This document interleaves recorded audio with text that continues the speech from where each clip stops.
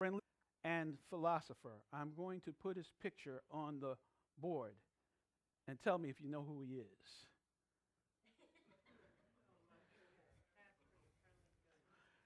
Yes, Casper the Friendly Ghost. And I call him a scholar and philosopher because he always tried to live by a wonderful proverb: a friend in need is a friend indeed. How many of you remember watching that cartoon and hearing Casper saying that all the time? Do you realize that being friendly is a Jesus like quality? His enemies accused him of being a friend of sinners. His disciples were his close friends. He was even friendly toward the betrayer, Judas. He counted Mary, Martha, and Lazarus as dear friends. He extended friendship to a hated tax collector, Zacchaeus. We don't think of being friendly as an important Christian virtue, but it is. We are, as Christians, are often accused of being mean-spirited, uncaring, and unfriendly. Some Christians say that they don't have any friends, not even among other Christians, not even at the church they attend. Now that's a big problem. I remember when our family went from an African American church to a predominantly white church, our mother church, Central. A family friend joined us at Central. Our family engaged in the life of Central. But our friend would sit at the back of the church, and as soon as service was over, would bolt out the door. She would later remark to us that Central was cold. Well, when you have a long face, you look like you don't want to be bothered by anyone, you sit at the back of the church, and you leave as soon as service is over, how could anybody warm up to you? You think about that? If you act like a porcupine, nobody wants to get close to you. Not even another porcupine. Well, Proverbs 18:24 makes it abundantly clear that if you want to have friends, you got to show yourself to be friendly. So in our series, Worthy of Imitation, 12 Biblical Role Models, one person immediately came to my mind when it comes to modeling friendship besides Jesus. And that person is Jonathon in the Old Testament. And Jonathon gives us 4 requirements for being a real friend. So the title of the message today is Jonathon, a Friend Indeed. Jonathon, a friend indeed. Now we are going to look through several passages in the Old Testament, starting with 1 Samuel chapter 18. I wish that Jonathan's story was in just one place, but it's not, so you're going to have to track with me this morning so that we can understand what's required in being a real friend.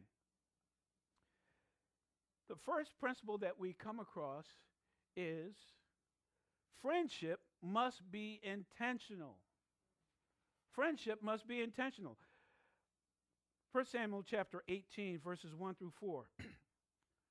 Now, when he had finished speaking to Saul, the soul of Jonathon was knit to the soul of David, and Jonathon loved him as his own soul. Saul took him that day and would not let him go home to his father's house anymore. Then Jonathon and David made a covenant because he loved him as his own soul. And Jonathon took off the robe that was on him and gave it to David with his armor, even to his sword and his bow and his belt. friendship must be intentional. We see here that Jonathan takes to David. And it is Jonathan who initiated the friendship. And in this kind of situation, that would be the case because Jonathan was in a higher status than David. Jonathan was the son of the king, King Saul, which made Jonathan the prince. He was actually the one who would be next in line to become king. And so, if you're a prince, if you're an important person, you people don't come up to you and say, "Can I be your friend?" If they are of a lower status than you. You are the one that would then initiate the friendship. You would extend your hand of friendship to the other person. And that's what Jonathan does. And notice, we African Americans think that we have we have the corner on this, but Jonathan and David were the first soul brothers.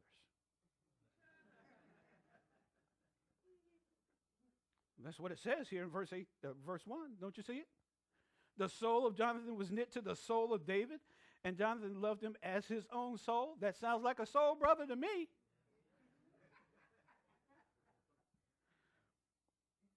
They became soul brothers. And so much so that they made a covenant of friendship. See that in verse 3?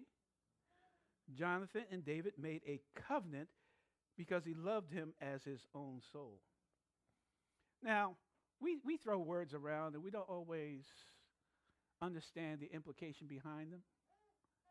But when you use the word covenant, do you know what that means? You have brought God into the process. When you establish a covenant is always before God. A contract is a legal piece of paper that actually is before the court. But a covenant is always before God. If you're married, you have entered into a covenant.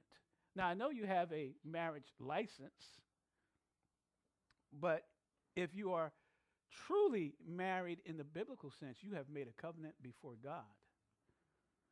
And so that's what Jonathan does. He is intentional about this friendship, and he brings David into a covenant before God, saying, I am your friend, you are my friend, and we make this covenant before God that we will be friends. Would you agree that Jonathan took this friendship seriously?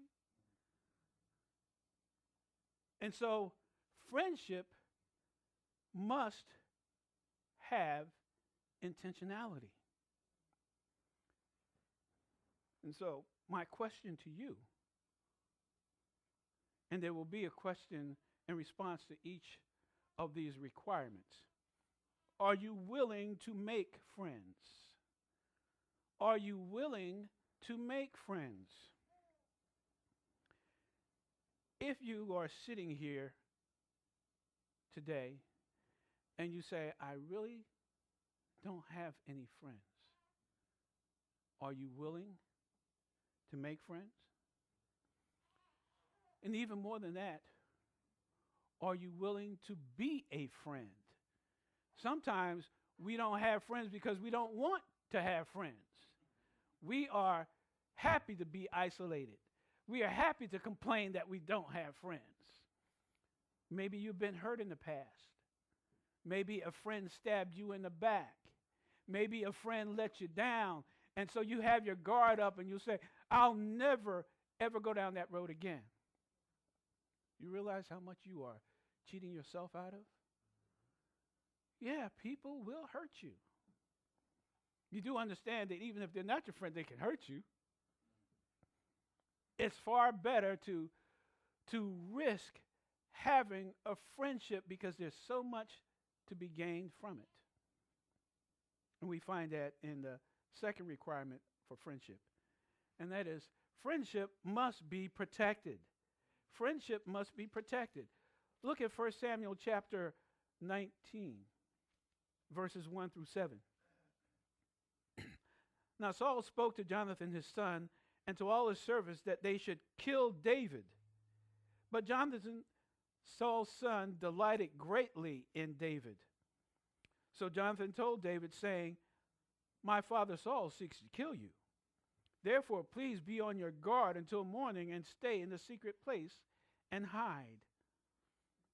And I will go out and stand beside my father in the field where you are, and I will speak with my father about you. Then what I observe, I will tell you. Thus Jonathon spoke well of David to Saul his father, and said to him, let not the king sin against his servant, against David, because he has not sinned against you, and because his works have been very good towards you. For he took his life in his hands and killed a Philistine, speaking of Goliath. And the Lord brought about a great deliverance for all Israel. You saw it and rejoiced. Parenthetical statement, until you heard the women singing, Saul has killed his thousands and David his 10,000s, and then you got all jealous. Why then will you sin against innocent blood to kill David without a cause? So Saul heeded the voice of Jonathon, and Saul swore, as the Lord lives, he shall not be killed. Well, we'll see how long that lasts. Then Jonathon called David, and Jonathon told him all these things. So Jonathon brought David to Saul, and he was in his presence as in times past. Friendship must be protected. There's always going to be a threat to a friendship. Some of you growing up, you will remember that you had friends that your parents didn't like. Right? How many of you had friends that your parents didn't like? Come on, let's be honest. Or are you one of those people that didn't have any friends? I've heard some people say, I don't have any friends, I have associates. Okay, well, whatever you want to call them. But when you had a friend, and maybe your parents were right, maybe they were wrong about the person.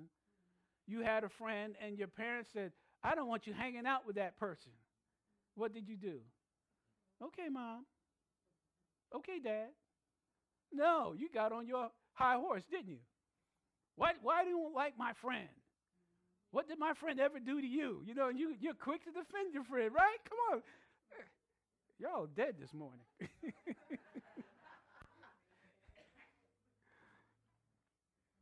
We see here what Jonathon does. Saul, his father, orders everyone under his authority to kill David. That's because Saul is jealous and envious and hateful toward David. He sees David as a threat, but he also knows that Jonathon and David are friends.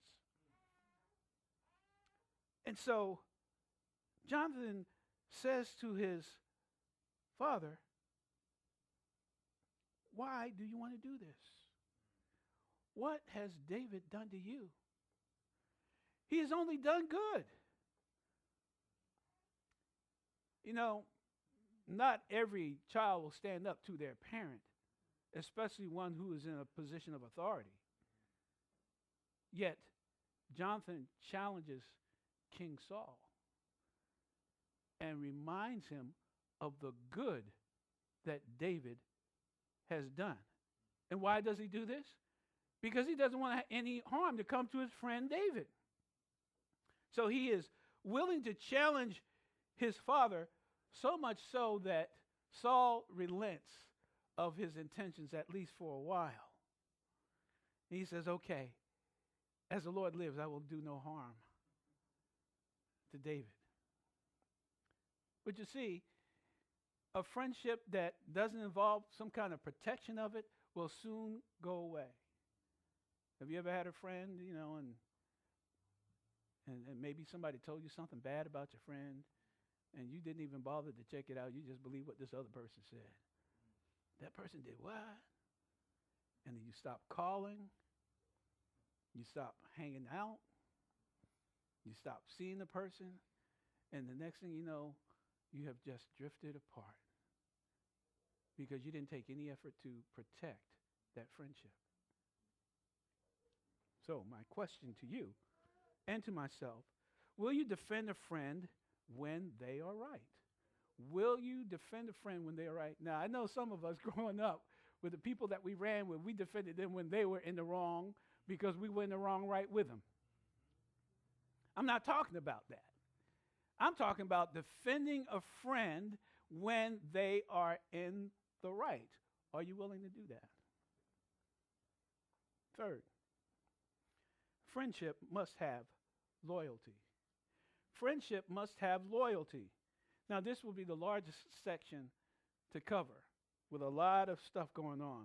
So 1 Samuel chapter 20, verses 1 through 42, which is the entire chapter. So track with me. I may go a little fast here. Beginning at verse 1. Then David fled from Naioth in Ramah and went and said to Jonathon, "What have I done? What is my iniquity, and what is my sin before your father that he seeks my life?" So you see, that didn't last long before what he said to Jonathon. That as the Lord lives, I will not do any harm to David. Well, his jealousy has come back. That's right, grandson. And he is after David once again. Verse 2. So Jonathon said to him, "By no means you shall not die. Indeed, my father will do nothing, either great or small, without first telling me. And why should my father hide this thing from me? It is not so." Then David took an oath again and said, "Your father certainly knows that I have found favor in your eyes." And he has said, "Do not let Jonathon know this, lest he be grieved. But truly, as the Lord lives and as your soul lives, there is but a step between me and death." So Jonathon said to David, "Whatever you yourself desire, I will do it for you." So part of being loyal is being willing to do anything. Jonathon is willing to do anything for David. That is an example of loyalty. And David said to Jonathon, "Indeed, tomorrow is the new moon, and I should not fail to sit with the king to eat. But let me go that I may hide in the field until the third day at evening. If your father misses me at all, then say, 'David earnestly asked permission of me that he might run over to Bethlehem, his city, for there is a yearly sacrifice there for all the family.' If he says thus, 'It is well, your servant will be safe.' But if he is very angry, be sure that evil is determined by him." And so you see, David comes up with a plan. He says, I want to test the intentions of your father. I already know that he wants to kill me, but I want you to see it. I want you to know it. So he's going to get upset if I'm not at his table close to him so that he can wring my neck. So I'm going to be absent, but I need you to cover for me. I need you to be willing to say when he asks where I'm at, tell him that I went home, that we're having a celebration at home, and I was required to be there with my family. And if he says, "Okay, that's all right," then he doesn't mean anything evil toward me. But if he gets upset, then you know. Then you will know. Verse 8. "Therefore you shall deal kindly with your servant, for you have brought your servant into a covenant of the Lord with you. Nevertheless, if there is iniquity in me, kill me yourself, for why should you bring me to your father?" So notice that David reminds Jonathon that Jonathon was the one who initiated the covenant, that Jonathon is the one who initiated this friendship, and that this was done before the Lord. It was a covenant before the Lord. And so David said, "Look, Jonathon, if I have messed up, if I have done anything wrong toward you or your family, then you be the one to kill me. You invited me into this relationship with you, And if I have displeased you, you be the one to take me out. Don't bring me to your father. Don't let him do it. Verse 9. But Jonathan said, far be it from you. For if I knew certainly that evil was determined by my father to come upon you, then would not I tell you? Then David said to Jonathan, who will tell me, or what if your father answers you roughly? So Jonathan promises not to withhold anything from David. See, that's another sign of loyalty. You don't hold anything back from your friend. You're not a good, loyal friend if you don't tell them even the bad stuff. You don't want to hurt your friend's feelings, so you let them drive into a hole. You see the hole there, but, I don't want to get into an argument because, he thinks he knows how to drive so well, so I'll just let him just drive right into that hole. That's not being a loyal friend. When you see something wrong, you will tell your friend. When you know there's a threat, you will tell your friend, even if it implicates somebody in your own family. Well, my dad don't like you. How many spouses had to say that before they got married? My dad don't like you. So you better be careful when you come over to the house. He's got it in for you. That's being loyal. Verse 11, and Jonathan said to David, come, let us go out into the field. So both of them went out into the field. Then Jonathan said to David, the Lord God of Israel is witness. When I have sounded out my father sometime tomorrow, or the third day, and indeed there is good toward David, and I do not send to you and tell you, may the Lord do so and much more to Jonathan. But if it pleases my father to do you evil, then I will report it to you and send you away that you may go in safety. And the Lord be with you as he has been with my father. Those are words of loyalty. Jonathan says, David, I'm in your corner. I will let you know what the deal is. Whether good or bad, you can count on me to tell you the truth. Verse 14. And you shall not only show me the kindness of the Lord while I still live, that I may not die, but you shall not cut off your kindness from my house forever.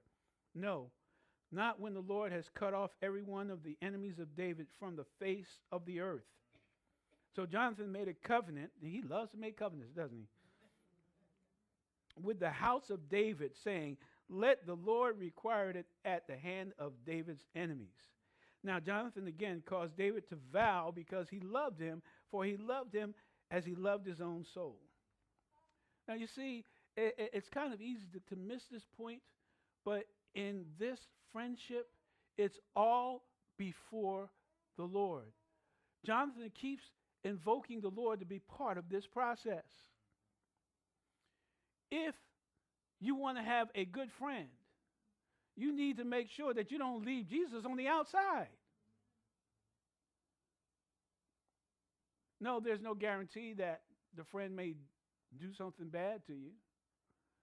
But there's a greater likelihood that if you're making a covenant before the Lord, if both of you are doing this, that friendship will be all that it ought to be because it's done before the Lord. Jonathan asked David to show kindness to his family.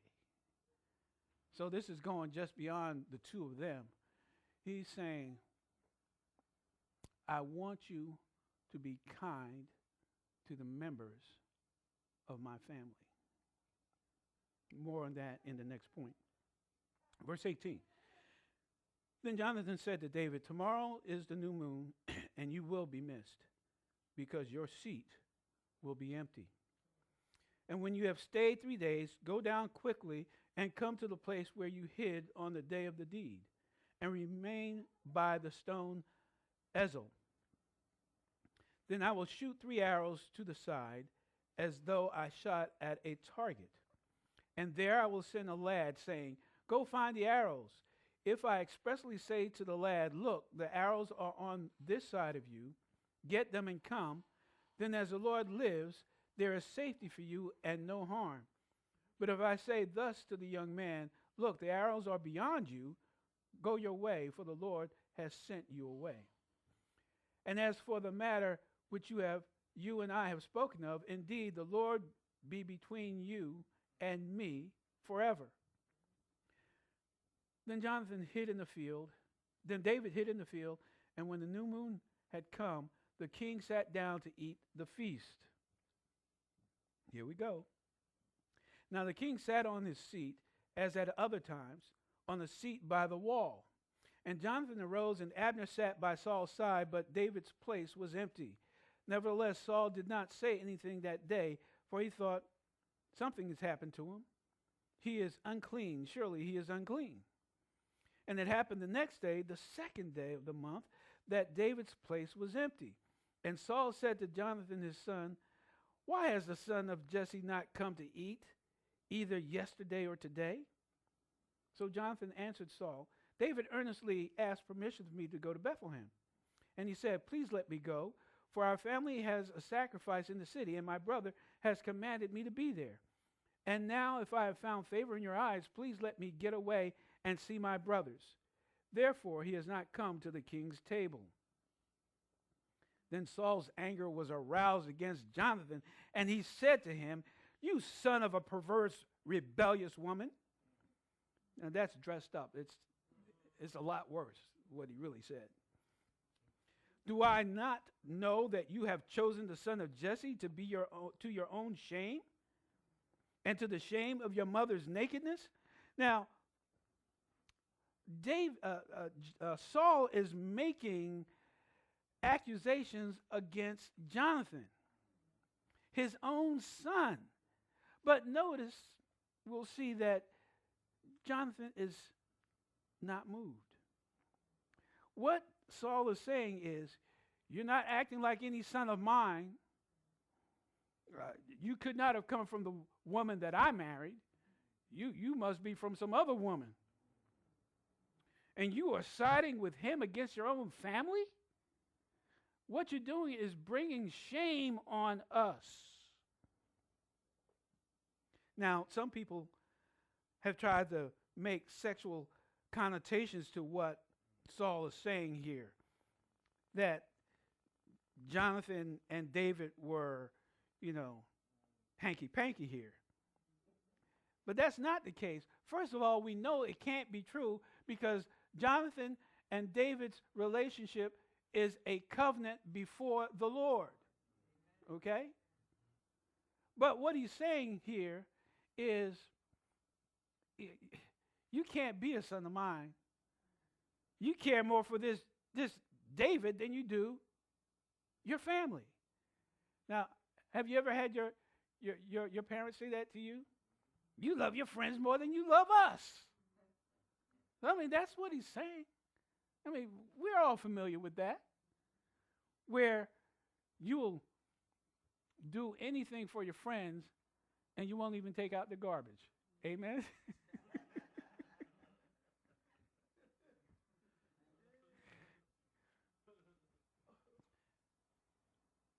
Your parents look at you and say, look, you'll do all these kinds of things. You want to spend all your time with your friends. You don't even know us anymore. The only time we see you is when you want to fill your gut and have a place to sleep. And half the time you want to stay with your friends anyway.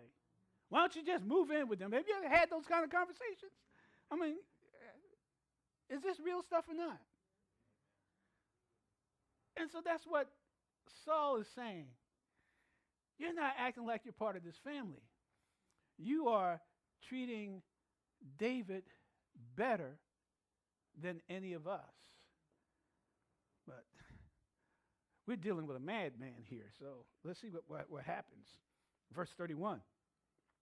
For as long as the son of Jesse lives on the earth, you shall not be established, nor your kingdom. Now, therefore, send and bring him to me, for he shall surely die. Saul is saying, don't you understand that David is a threat to you being the next king? If he is not taken out, he will be a constant challenge, a constant threat to your kingship. But Jonathan is not threatened by David's potential nor of David's future. That's how loyal of a friend Jonathan is. And you want the proof? Look at verse 32. And Jonathan answered Saul his father and said to him, why should he be killed? What has he done? Notice that Jonathan doesn't defend himself.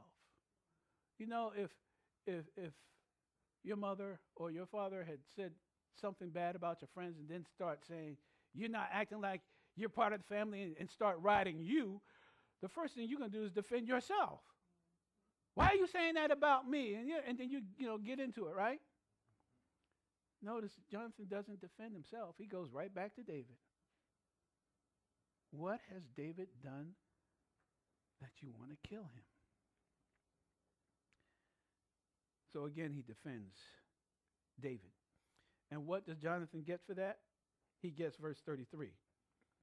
Then Saul cast a spear at him to kill him, by which Jonathan knew that it was determined by his father to kill David. You better believe it. If he's willing to kill his own son, he's certainly willing to kill David. But again, Saul is a madman at this point. Verse 34. So Jonathan arose from the table in fierce anger and ate no food the second day of the month, for he was grieved for David because his father had treated him shamefully.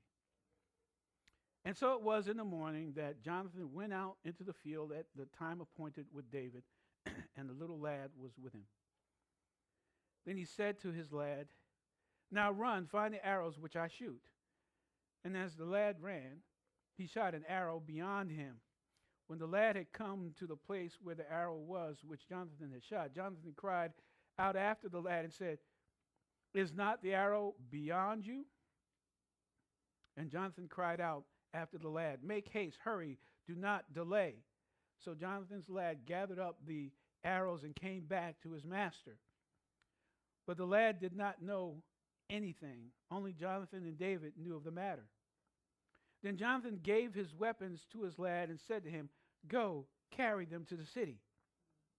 As soon as the lad had gone, David arose from a place toward the south, fell on his face to the ground, and bowed down 3 times. And they kissed one another, and they wept together, but David more so. Then Jonathan said to David, go in peace, since we have both sworn in the name of the Lord, saying, may the Lord be between you and me, and between your descendants and my descendants forever. So he arose and departed, and Jonathan went into the city.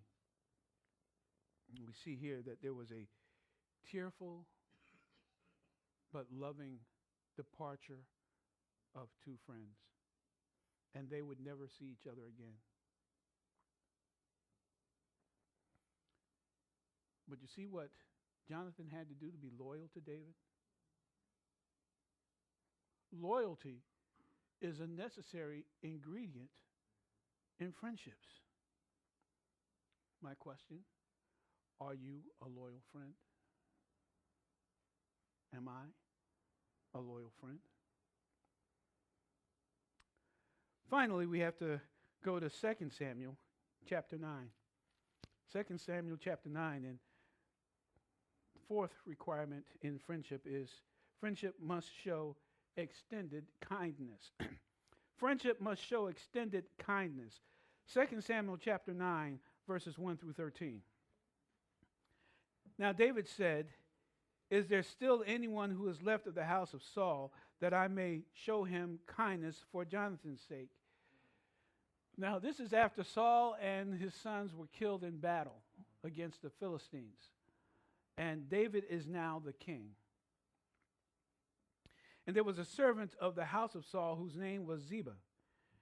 So when they had called him to David, the king said to him, "Are you Ziba?" He said, "At your service." Then the king said, "Is there not still someone of the house of Saul to whom I may show the kindness of God?"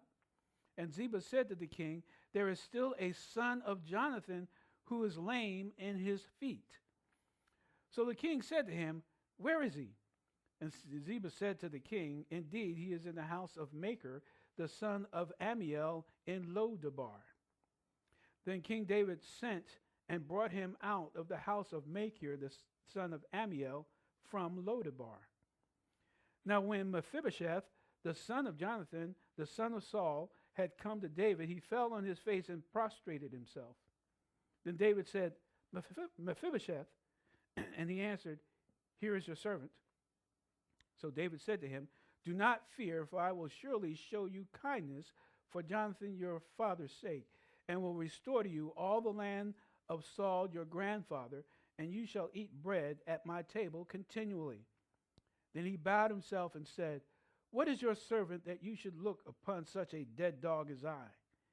And the king called to Ziba, Saul's servant, and said to him, "I have given to your master's son all that belonged to Saul and to all his house." Friendship must show extended kindness. Now, after Jonathan's death and David's ascension to being the king, he seeks out a relative. Now, you remember that he had made a promise to show kindness to the family of Jonathan forever. And he keeps his promise. So he asks, "Is there anyone left in the house of Saul that I can show kindness to?" Now, in any kingship kind of situation, kingships are dynasties, and it's passed on down through the family. And the only time there's a change is when there's a challenge from the outside and the old family is overthrown. And part of what you do when you are the new king in town is that you make sure that all the male descendants are wiped out so that they can't come back and challenge you later.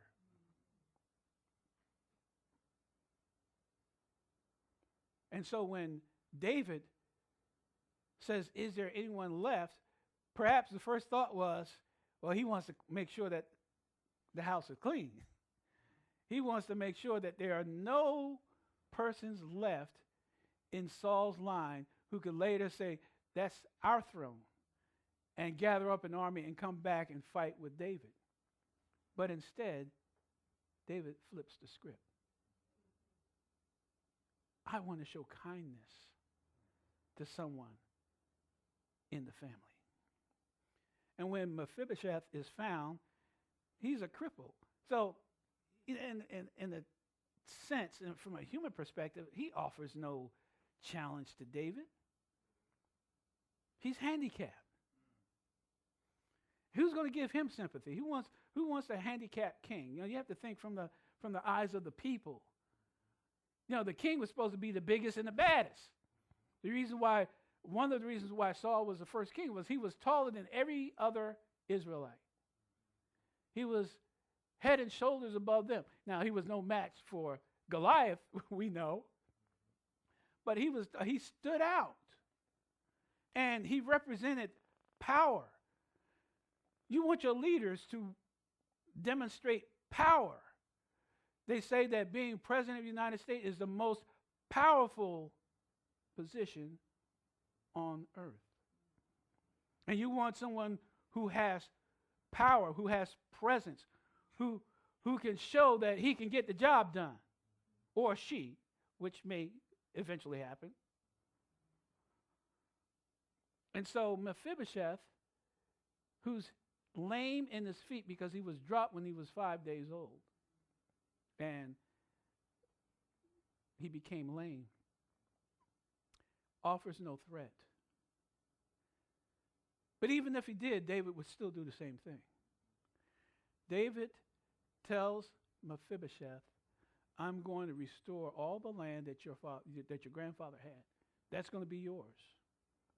And I want you to eat at my table. I'm taking you in. In a sense, he's saying, I'm adopting you into my family because of your father, Jonathon, because of the pact that we made, that I'm always going to show kindness to your family. And so you are invited to eat at my table. You will have no worries.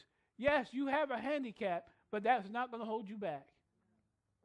You will be well taken care of. All because of the friendship that David had with Jonathan.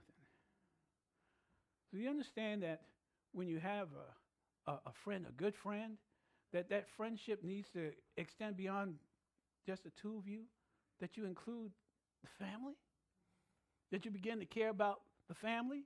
Because if your friend is really your friend, when things are happening in their family, it ought to impact you. Like when the family is going through a hard time, or someone in the family needs an operation or has run into some bad things, it ought to impact you like it does your friend. And so you're going to extend kindness to your friend's family. That's just the way it ought to be. So my question is, do you show kindness to the family of a friend? Or is it just you? It's just me and my buddy, my buddy and me. Is that it? Is that the extent of it?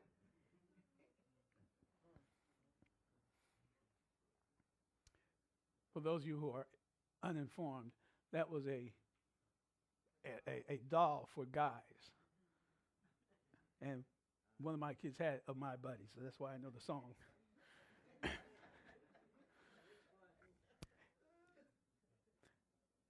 So, hopefully you understand what's required in being a friend.